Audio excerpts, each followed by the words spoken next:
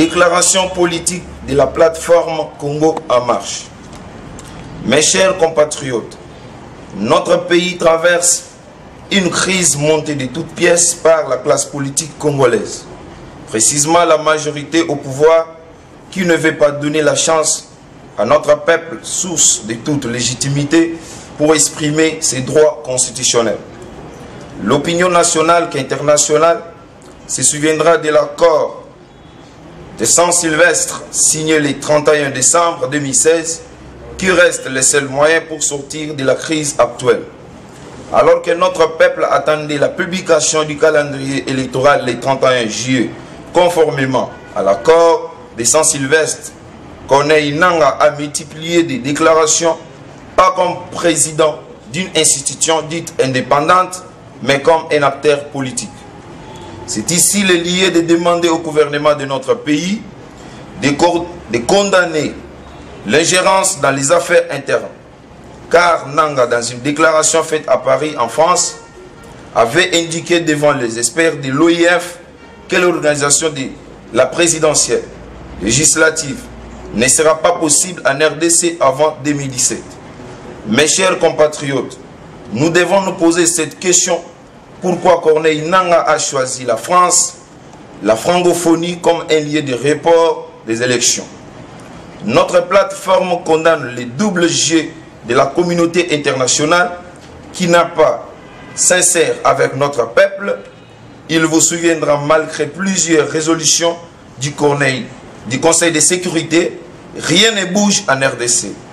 Le 11 septembre 2016, Corneille Nangaa avait affirmé devant le sous-secrétaire général de l'ONU en maintien de la paix à tout le carré, la publication du calendrier électoral le 31 juillet 2017. Où en sommes-nous aujourd'hui? Congo en marche constate avec amertume que Corneille Nangaa ne maîtrise rien du processus électoral. Il a oublié même les simples notions que dans un programme, il y a un chronogramme. Eu égard à ce qui précède, Congo en marche exige ce qui suit. 1. La démission de M. Corneille Nangaa pour n'avoir pas respecté son propre engagement de reproduire un calendrier électoral comme il avait fixé, et cela sans aucune justification. 2.